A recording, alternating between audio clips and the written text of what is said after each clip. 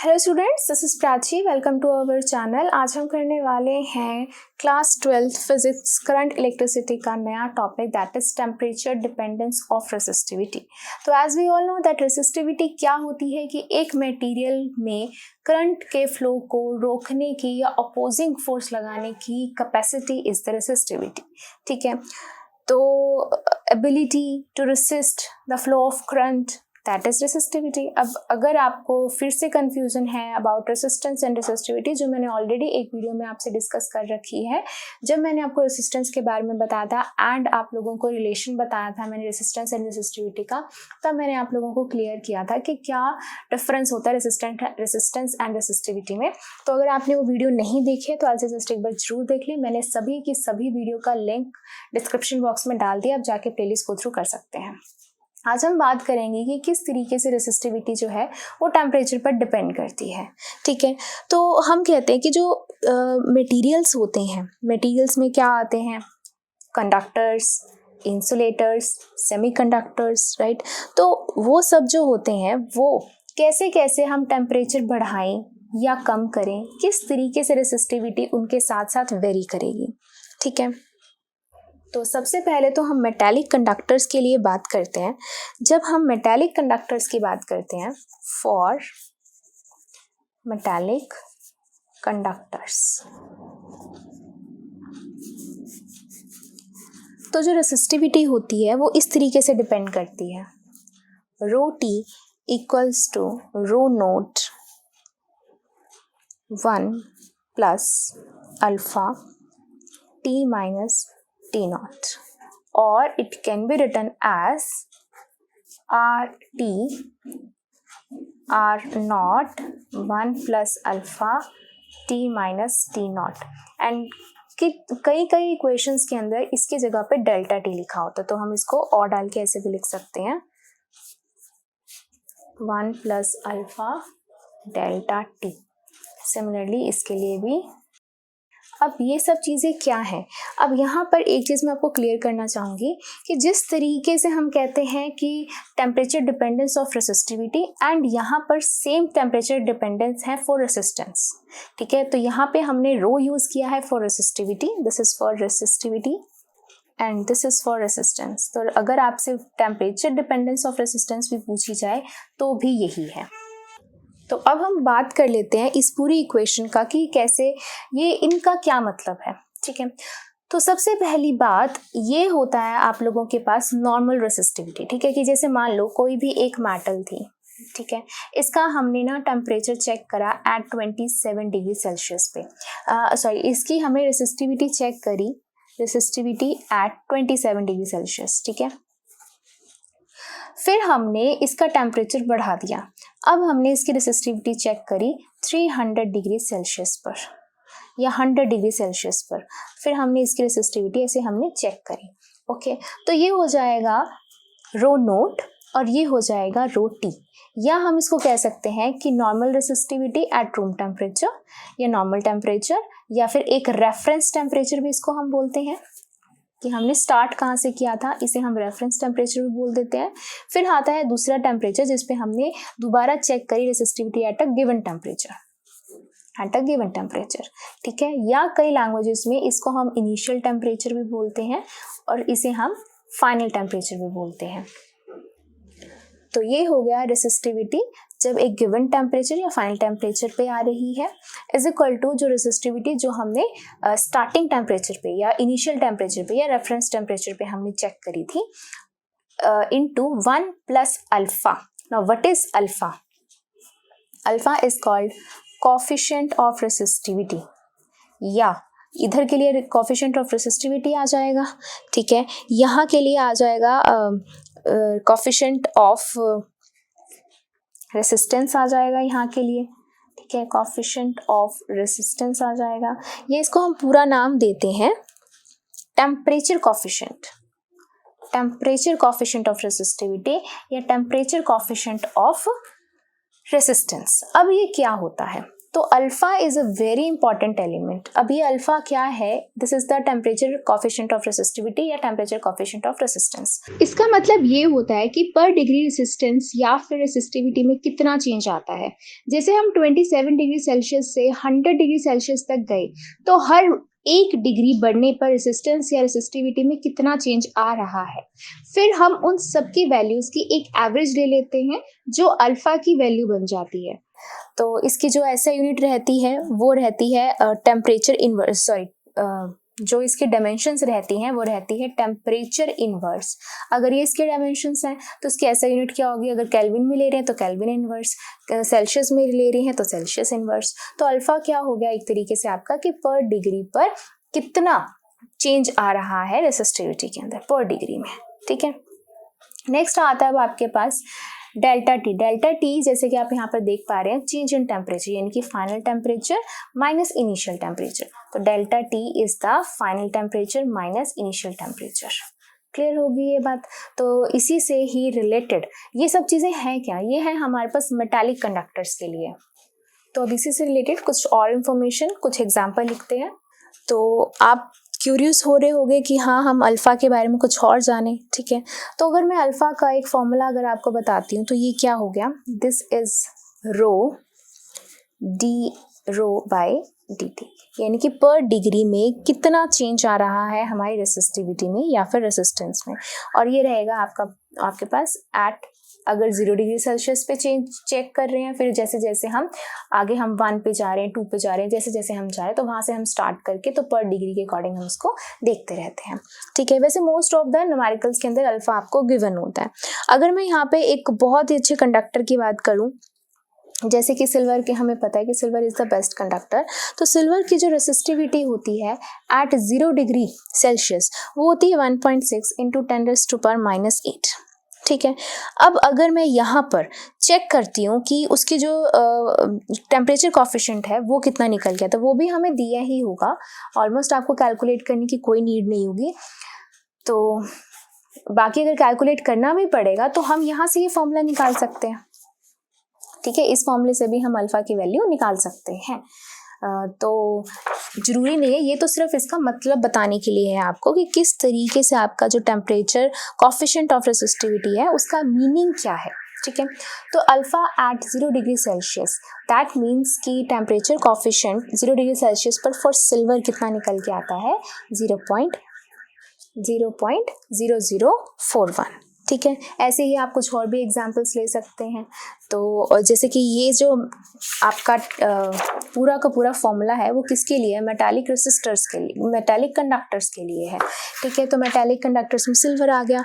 और अगर हम बात करते हैं आयरन की, बात कर लेते हैं आयरन की, अगर हम बात करेंगे तो same at resistivity at 0 degree Celsius जो है आयरन की वो आती है आपके पास 10 इंटू 10⁻⁸। और आपको पता है ये किस में होती है? ओम मीटर में होती है, राइट, ओम मीटर में होती है। और ये किसका होता है? ये होता है आप लोगों का टेम्परेचर इनवर्स, यानी कि सेल्सियस इनवर्स, तो सेल्सियस इनवर्स। ठीक है, डिग्री सेल्सियस इनवर्स। तो ये हो गया रेसिस्टिविटी।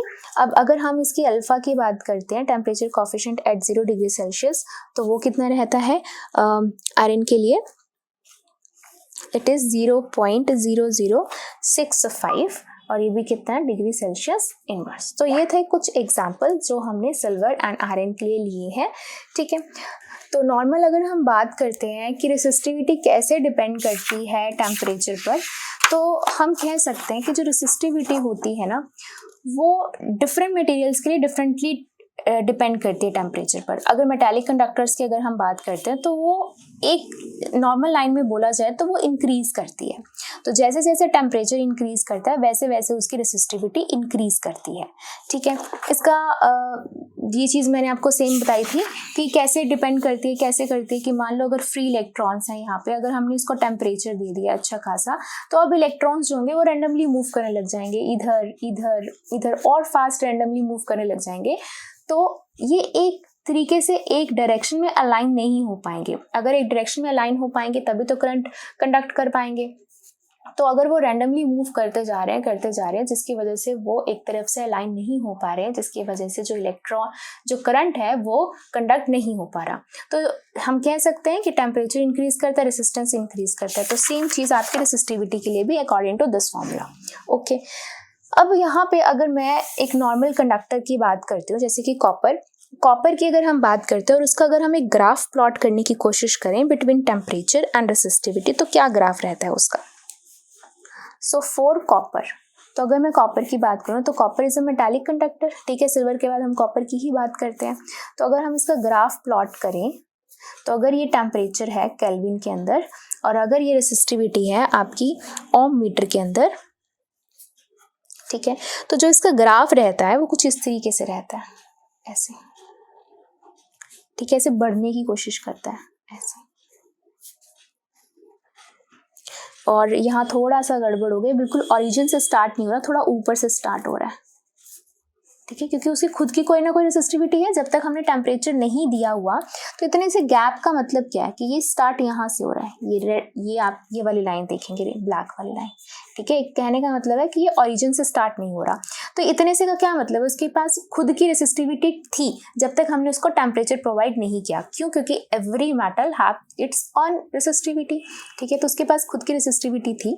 तो जैसे हमने टेम्परेचर को बढ़ाया फिर वो धीरे धीरे धीरे धीरे धीरे धीरे करते करते करते करते एकदम से खींच गई और रेसिस्टिविटी बहुत ज़्यादा हो गई। सो ये है आपके पास कॉपर वायर के लिए, ठीक है। अब अगर हम बात करते हैं कुछ नाइक्रोम वायर की, ठीक है, तो नाइक्रोम के लिए ग्राफ बनाने की कोशिश करते हैं। तो अब हम बात करते हैं नाइक्रोम की। तो नाइक्रोम जो है वो एक एलॉय है, ठीक है, जो एलॉय है निकल का, आयरन का एंड क्रोमियम का, राइट। तो नाइक्रोम अगर निकल, आयरन एंड क्रोमियम का एक एलॉय है, उसके लिए अगर हम रेसिस्टिविटी एंड टेम्परेचर का ग्राफ बनाते हैं तो कैसा रहता है, वो कुछ इस तरीके का रहेगा कि अगर ये टेम्परेचर है, ये रेसिस्टिविटी है, again temperature in kelvin and resistivity in ohm metre, ठीक है। तो जो वो रहेगा वो किस में रहता है, वो कुछ इस तरीके से रहेगा, ऐसे, देन दिस थिंग। इसका क्या मतलब है कि उसके पास ऑलरेडी रेसिस्टिविटी थी, जैसे जैसे हमने टेम्परेचर बढ़ाया तो वो लीनियरली बढ़ती रही, लीनियरली, ठीक है।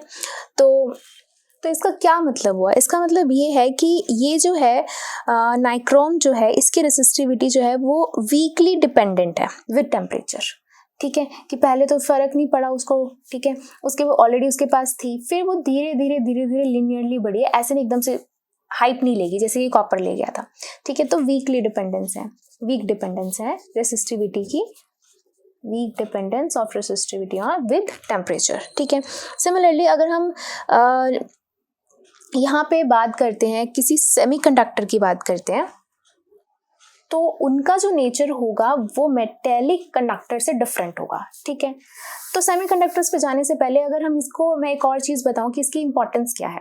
तो नाइक्रोम के जैसे जैसे ना एक और, जैसे कि मैग्नीन है, ठीक है, एंड कॉन्स्टेनन है, ठीक है, ये ऐसे मटेरियल्स हैं जिसको हम एज अ रेसिस्टर यूज़ करते हैं, एज अ रेसिस्टर यूज़ करते हैं। ये ऐसे मटेरियल जिनको हम एज रेसिस्टर यूज़ करते हैं क्योंकि ये जो है इनकी वीक डिपेंडेंस होती है विद टेम्परेचर।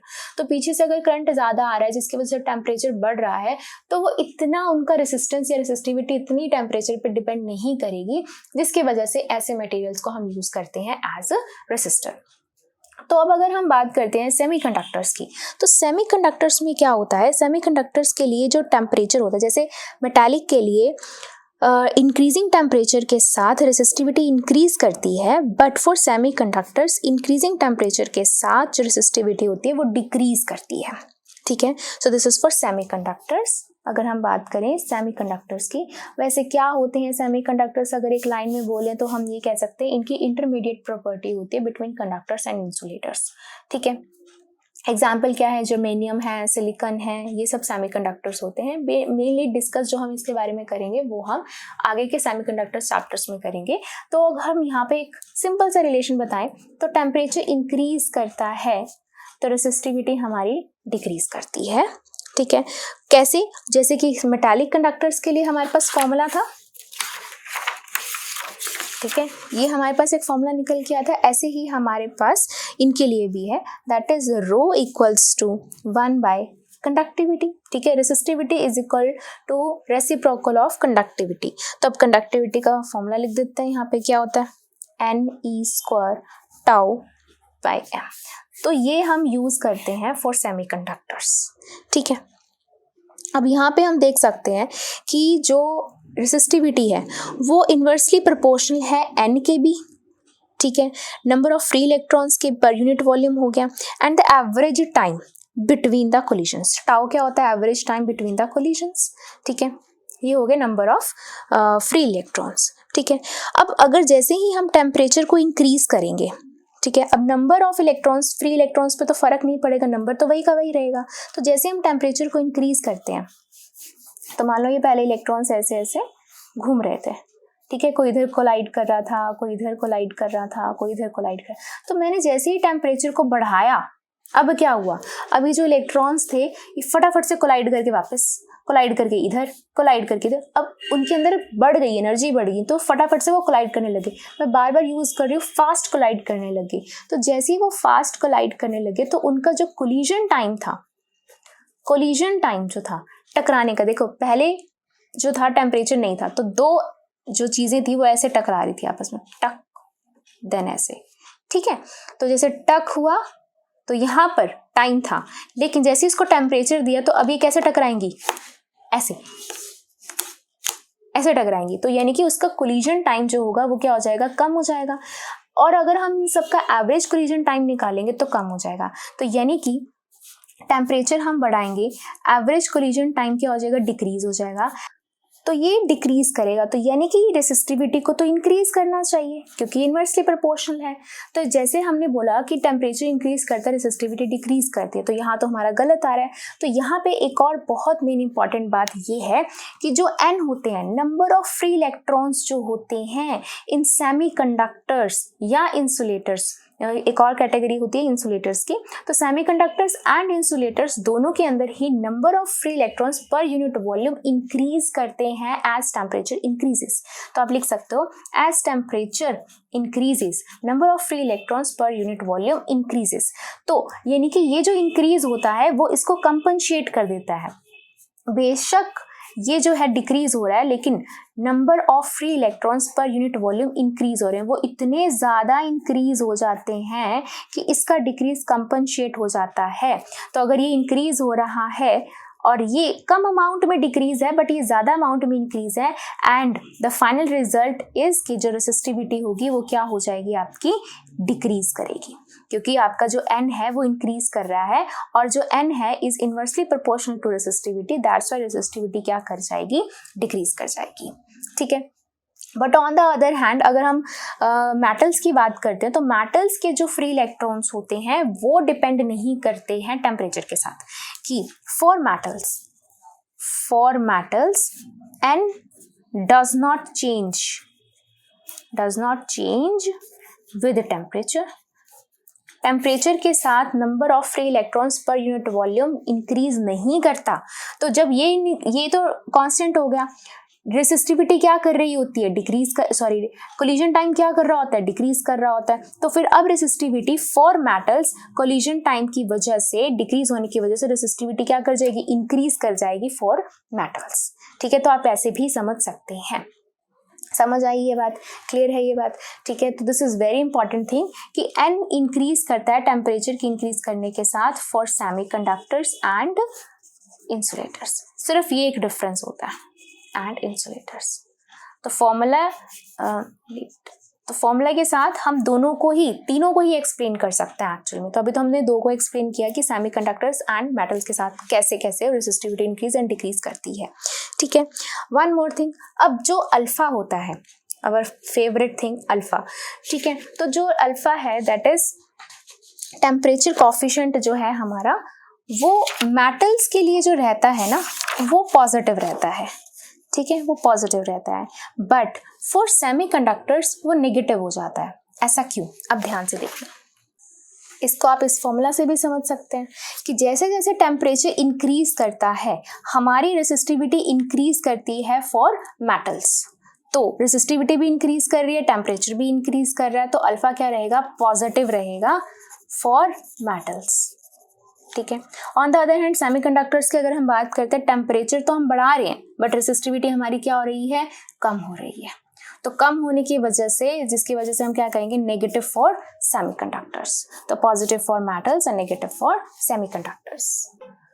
तो alpha for semiconductors is negative. जैसे एक एग्जांपल भी दे देती हूँ, जैसे कि जो सिलिकॉन होता है, सिलिकॉन के लिए जो अल्फा रहता है वो -0.07 होता है। ठीक है, एक एग्जांपल दे दिया। तो याद रहेगा आपको कि alpha for semiconductors is negative and for metals is positive. तो इसी से रिलेटेड अब हम करते हैं कुछ एग्जांपल जो आपके एनसीईआरटी में गिवन है।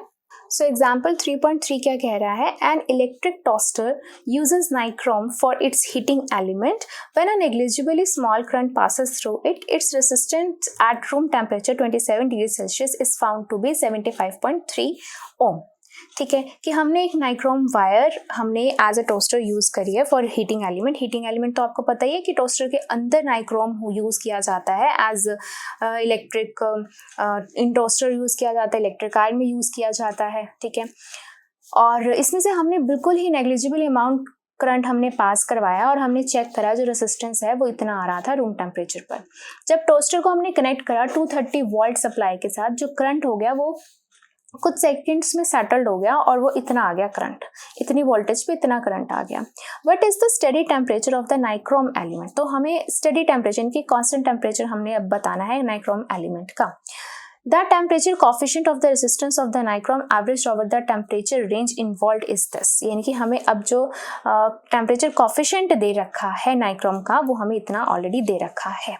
तो क्या कैलकुलेट करना है हमें टेम्परेचर निकालना है जो बाद का टेम्परेचर आया था। इनिशियली तो हमने रूम टेम्परेचर निकाला, तो हमने अब क्या निकालना है, स्टेडी टेम्परेचर जो बाद का टेम्परेचर आया था। ठीक है, तो जो हमारे पास फॉर्मूला था वो फॉर्मूला क्या था, हमारे पास फॉर्मूला ये था। अब यहाँ पे रेसिस्टेंस की बात हो रही है तो हम रेसिस्टिविटी वाला फॉर्मूला नहीं लिखकर रेसिस्टेंस वाला फॉर्मूला लिख देंगे कि resistance at temperature T equals resistant जो हमने रेफरेंस टेम्परेचर यूज किया था 1 प्लस अल्फा टेम्परेचर न्यू वाला माइनस टेम्परेचर इनिशियली। ये वाला हमने स्टार्टिंग में फॉर्मूला पढ़ा था। रेसिस्टेंस के लिए, रेसिस्टिविटी के लिए सेम बताया था हमने। ठीक है, अब यहाँ पर देखो जो आपके पास रेसिस्टेंस है R2 है। ठीक है, वो क्या है आपके पास कि रेसिस्टेंस बाद में कितना हो गया था, नहीं पता हमें, वो नहीं पता। ठीक है, वो हमें निकालना पड़ेगा।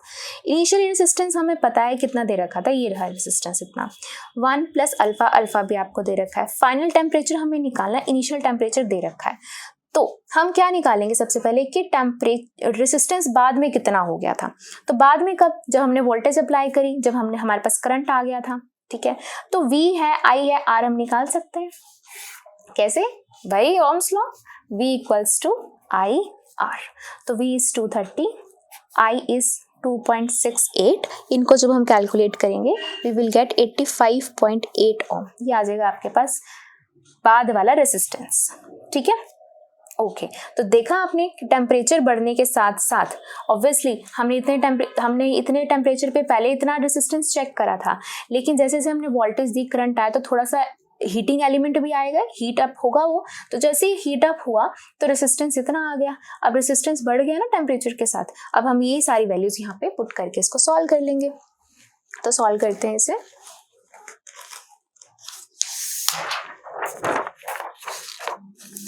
तो RT R0 1 plus alpha T minus T not. तो RT जो हमने अभी भी निकाला, ठीक है, 85.8 और स्टार्टिंग का 75.3। 1 प्लस अल्फा आपको ऑलरेडी गिवन है 1.7 इंटू 10⁻⁻⁴ एंड टेम्परेचर T हमें कैलकुलेट करना है और इनिशियल वाला जो है वो आपके पास 27 डिग्री दे रखा है। तो यानी कि जो आपके पास आंसर आएगा वो कितना आएगा, वो सेल्सियस में आएगा। ठीक है, तो ये हो जाएगा 27 डिग्री सेल्सियस। ओके, अब हम इसे कैलकुलेट कर लेते हैं। तो सबसे पहले तो इधर है मल्टीप्लाई का, इधर आके क्या हो जाएगा, डिवाइड का हो जाएगा। ठीक है, फिर यहाँ आएगा 1 प्लस 1.7 इंटू 10⁻⁻4 के साथ मल्टीप्लाई में t माइनस 27 है। अब ये 1 प्लस का इधर आके क्या होगा, माइनस का, -1, और इसको भी हम यहाँ पे क्या करेंगे, ये मल्टीप्लाई इधर आके बाद में हम डिवाइड कर देंगे। ठीक है, तो पहले तो हम इसको एज इट इज रहने देते हैं।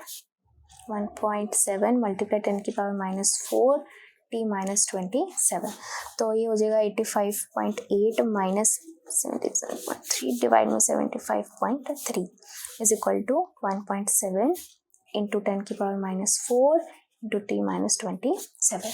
ठीक है, इसमें से इसको हम माइनस करेंगे, ये आ जाएगा 2 and 8 minus 5 and 0 and 1 divide में 75.3। अब ये मल्टीप्लाई का है तो यहाँ के क्या हो जाएगा, डिवाइड हो जाएगा। ठीक है, t माइनस 27। तो जब हम इस पूरे को कैलकुलेट करेंगे हमें मिलेगा 820, तो ये हो जाएगा t माइनस 27 माइनस इधर आके क्या हो जाएगा, प्लस हो जाएगा, तो we will get 847 degree Celsius. तो टेम्परेचर हमारा सेल्सियस में ही था। ठीक है, तो अभी भी जो हमारे पास आंसर आया वो भी किस में आया है, सेल्सियस में आया है। तो इस तरीके से हमने किया है ये एग्जाम्पल 3.3। चलिए करते हैं नेक्स्ट एग्जाम्पल। तो अब करते हैं next example. The resistance of the platinum wire of a platinum resistance thermometer at the ice point is 5 ओम। तो रेसिस्टेंस वायर का जो एक प्लैटिनम रेसिस्टेंस का है वो कितना रेसिस्टेंस है, 5 ओम का रेसिस्टेंस है आइस पॉइंट पे। आइस पॉइंट मतलब कि 0 डिग्री सेल्सियस पर, और स्टीम पॉइंट पर उसका रेसिस्टेंस है 5.39। When the thermometer is inserted in a hot bath, उसे हॉट बाथ में डाला गया तो उसका जो रेसिस्टेंस आया प्लैटिनम वायर का वो आया 5.795 ओम। तो आप देख पा रहे हैं जैसे जैसे टेम्परेचर बढ़ रहा है साथ में रेसिस्टेंस भी बढ़ रहा है। ठीक है, calculate the temperature of the bath. हमें इस रेसिस्टेंस पे उसका टेम्परेचर निकालना है। तो यानी कि टेम्परेचर 0 डिग्री सेल्सियस पर रेसिस्टेंस कितना था, 5 ओम का। सेकेंड टेम्परेचर हमें दे रखा है स्टीम, यानी कि 100 डिग्री सेल्सियस पे हमें दे रखा है, रेसिस्टेंस था 5.39। और हमें अब थर्ड टेम्परेचर निकालना है और उसका हमें रेसिस्टेंस दे रखा है 5.795 ओम। ठीक है, तो शुरुआत हमने कहाँ से करी है, शुरुआत यहाँ से हुई, तो इनिशियल ये है एंड फाइनल ये है, राइट। तो हमें क्या निकालना है, हमें निकालना है ये।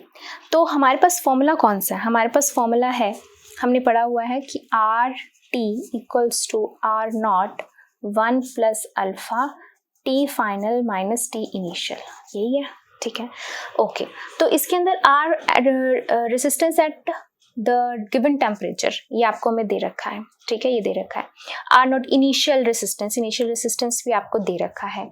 1 प्लस अल्फा यानी कि टेम्परेचर कोफिशिएंट आपको नहीं दिया हुआ, राइट।